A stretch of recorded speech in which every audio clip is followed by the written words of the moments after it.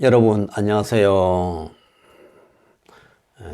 강습쌤의 미주알 고주알입니다. 제가 유튜브를 시작하고 지금까지 올린 영상이 19개인데 주로 상식과 관련된 이야기들이었습니다. 그런데 오늘 찍을 영상은 저의 인생과 관련된 이야기입니다. 사실 오늘은 영상을 찍을 계획이 없어서 잠자리에 들었는데 도무지 잠이 오질 않아 이렇게 영상을 찍고 있습니다. 지금 시간이 막 12시가 넘었네요. 오늘은 제 친구에 관한 이야기를 해보겠습니다. 친구는 오랫동안 친하게 지내온 사이를 일컫는 말입니다.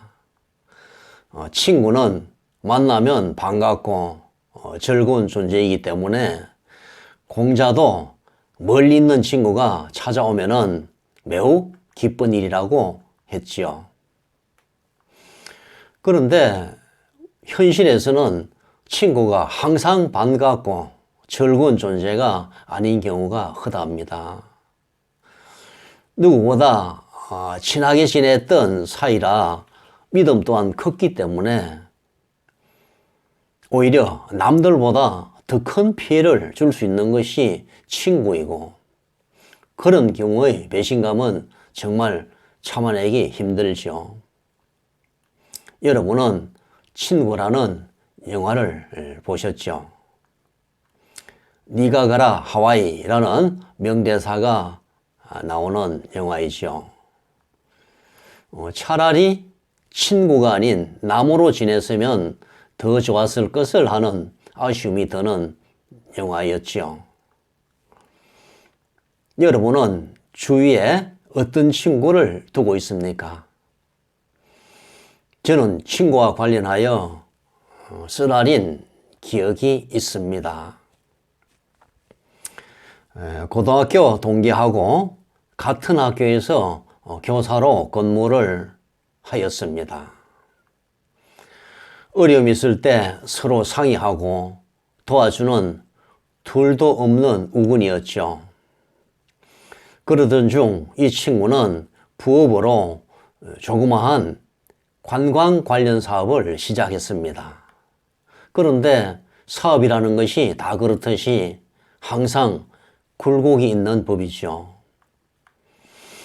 처음에 잘 나가던 사업이 경제적인 어려움을 겪게 되었고, 친구는 저에게 도움을 요청했습니다. 교사 신분인 내가 친구를 도울 수 있는 방법은 친구의 금융 보증을 서는 것이었습니다. 친구의 부탁이 있을 때마다 여러 번에 걸쳐서 보증을 서주었습니다. 어려움에 빠진 친구의 부탁을 거절할 수가 없었고 또 그 친구를 믿었기 때문이지요. 그런데 결국 일이 터지고 말았습니다. 친구는 빚더미에 앉게 되었고 급기야 학교를 사직하고 잠적해버리는 일이 발생했습니다. 그날부터 금융기관에서는 채권을 확보하기 위해서 나의 봉급에 압류 조치를 취했습니다. 그 친구가 잠적하자 부인이 혼자서 어린 세 자녀를 양육하게 되었는데, 이를 딱하게 여긴 시아버지가 남의 공터를 빌려서 컨테이너를 설치하고 조그만 구멍가게를 차려주었습니다. 친구가 잠적하자 많은 채권자들이 그 부인의 가게를 찾아와서 연일 빚독촉을 하곤 했습니다. 급여를 압류당하고 힘들게 버티던 나도 답답한 나머지 그 가게를 찾아가서 친구의 행방만이라도 알려달라고 했지만 그 부인은 연신 죄송하다며 자신도 행방을 모른다고 했습니다. 그러던 어느 날 나의 딱한 소식을 접한 중마고가 나를 찾아왔습니다. 나로부터 자초지종을 듣고 있던 친구가 격분한 나머지 당장 그 부인의 가게로 가서 쓸만한 물건이라도 다 들고 나오자고 했습니다. 나의 처지가 너무 안타깝고 또 중마고인 나를 이 지경으로 몰아넣은 그 친구를 죽이고 싶도록 원망스러워서 한 말이겠죠. 그러나 이 말을 듣는 순간 나는 울컥하여 한마디 할 수밖에 없었습니다. 친구야, 너의 그 말에 무척이나 실망했다. 물론 나를 위해서 한 말인 줄은 100번 이해하지만 만약 내가 그런 사정이 되면 너는 나의 집에 와서 우리 가족의 세간살이라도 털고 가겠구나 라고 말입니다. 사실 부인이 운영하는 가게에 돈 될 만한 것이 뭐가 있었겠습니까? 뜻밖의 내 말에 무쓰개진 친구는 총총히 사라졌습니다. 월급조차 압류당하고 이를 회복할 길이 없었던 내가 선택할 길은 오직 한 가지였습니다. 학교를 그만두고 퇴직금으로 친구의 부채를 청산하는 길이었죠. 15년 근무한 학교를 그만두고 받은 퇴직금으로 부채를 정리하고 나니 빈털터리가 되었고 앞으로 살아갈 길이 막막했습니다. 가족 부양을 위해서 혼자서 영수교습소를 운영하였지만 현실은 녹록지 않았습니다. 힘들게 하루하루를 살아가던 중 누군가가 친구의 소식을 알려주었습니다. 빛 독촉에 못 견딘 친구가 호련히 잠적한 곳은 몽골이었습니다. 어떻게든 재기를 해보려고 몽골에 가서 조그만 식당을 운영하는데 다행히도 교민들의 도움을 받아 어느 정도 자리를 잡았다고 했습니다. 하루하루 버티기가 너무 힘이 들었던 나는 혹시나 하여 그 부인에게 찾아가서 친구로부터 연락이 오느냐고 물었지만 가족에게조차도 연락 두절이라고 했습니다. 나는 친구에게 메일을 보냈습니다. 내가 너무 힘이 드니 조금이라도 형편이 되면은 나를 좀 도와달라고 했습니다. 그 친구는 자기 때문에 내가 학교를 그만두게 되어서 너무 죄송하며 또 다른 채권자들은 하루가 멀다 하고 자기 부인을 찾아와서 못 살게 구는데 그러질 않아서 너무 고맙다고 하면서 형편이 나아지면은 조금씩이라도 송금을 하겠다라고 연락이 왔습니다. 그러나 말과 달리 단 한 푼의 송금도 이루어지지 않았습니다. 친구인들 낯선 타국에서 하루아침에 큰 돈을 번다는 것이 그리 쉬운 일이었겠습니까? 그런 사정을 이해하면서도 나의 현실이 너무 힘이 들면 억울하고 야속해서 친구에게 하소연하는 메일을 썼지만 넋두리에 불과하다는 생각이 들어 매번 발송을 보류할 수밖에 없었습니다. 친구로부터 한 푼의 돈도 받아보질 못한 채 4년의 세월이 흘러갔습니다. 다행히 나는 교원 임용시험에 합격하였고 다시 학교로 돌아갈 수가 있었습니다. 50의 나이에 교단에 복귀는 했지만 그동안의 경제적 공백이 나를 힘들게 하였습니다. 여전히 친구로부터는 어떤 도움도 받지 못했습니다. 친구를 잘못 둔 나의 탓이라고 자책하면서도 너무 괘씸한 생각이 들 때면은 강한 의조로 친구를 비난하고 내 채무에 대한 성의를 보이라고 메일을 썼지만 막상 붙이지 못하고 보류함에 넣어두었습니다. 그렇게 모아둔 메일이 꽤나 많았습니다. 새로운 고등학교에 근무하면서 정신없이 살아가던 어느 날 저는 뜻밖의 소식을 듣게 되었습니다.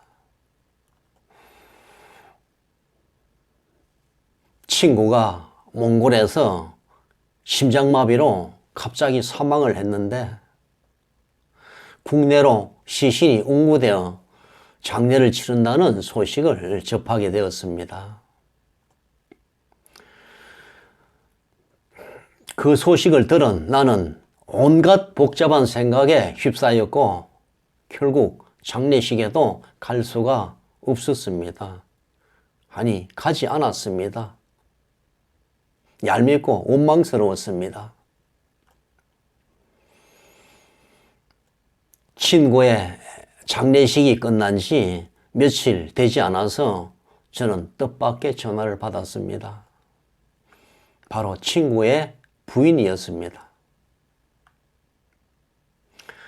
원망스러운 마음 때문에 친구의 장례식에 참석하지 않은 그에 대한 미안함을 안고 조심스럽게 통화를 하였습니다.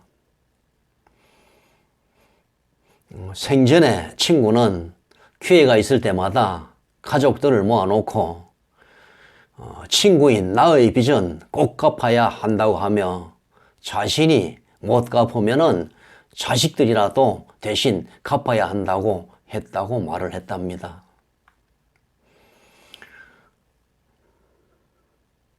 큰 돈은 아니지만 부의금이 들어온 게 조금 있어 성의껏 입금하겠으니 나의 통장 계좌번호를 알려달라고 했습니다. 얼떨결에 계좌번호를 알려주었는데 잠시 후에 얼마간의 돈이 입금되었습니다. 그 돈을 받는 순간 나의 몸은 사시나무처럼 떨려왔습니다. 그렇게 많은 돈은 아니었지만 그 돈은 아무나 받지 못하는 돈이었습니다. 하늘나라에서 친구가 보내온 돈이었으니까요. 순식간에 주체할 수 없는 눈물이 쏟아졌고 나는 소리내어 큰 소리로 울었습니다. 수년 동안 쌓인 온갖 원망과 회환을 눈물에 묻고 친구를 용서하기로 했습니다. 한참의 시간이 흐른 후 컴퓨터를 켰습니다. 차마 발송하지 못하고 그동안 모아두었던 원망으로 가득 찬 메일을 하나하나 지워나갔습니다. 그리고 친구에게 새로운 메일을 썼습니다. 이 나쁜 친구야. 부채 없는 그곳에서는 늘 웃는 모습으로 살아라. 그리고 나처럼 너도 나를 좋은 친구로 기억하길 바란다.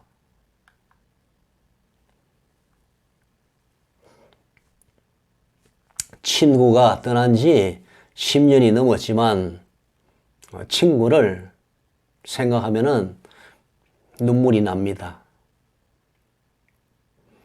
지금쯤 어디선가 열심히 살아가고 있을 친구의 가족분들에게 용기를 보내고 싶습니다. 여러분, 친구는 과연 어떤 존재일까요? 나에게 이로움과 즐거움만 주는 친구가 존재할까요? 우린 그런 친구를 원하지만 과연 나는 누구에게 그런 친구가 될 자격이 있을까요? 나는 늘 친구에게 도움과 즐거움만을 줄 수 있는 그런 사람입니까? 열 길 물속은 알아도 한 길 사람 속은 알 수 없다고 합니다. 그리고 사람은 늘 환경에 영향을 받으며 살아갑니다. 사람 속은 알 수가 없고 또 늘 변할 수 있기에 그 누구도 믿지 못한다면 우리는 단 한 사람의 친구도 사귈 수가 없지 않겠습니까? 불확실한 미래 앞에서 친구를 사귄다는 것은 지금 현재 그 사람에 대한 신뢰에 대한 투자입니다.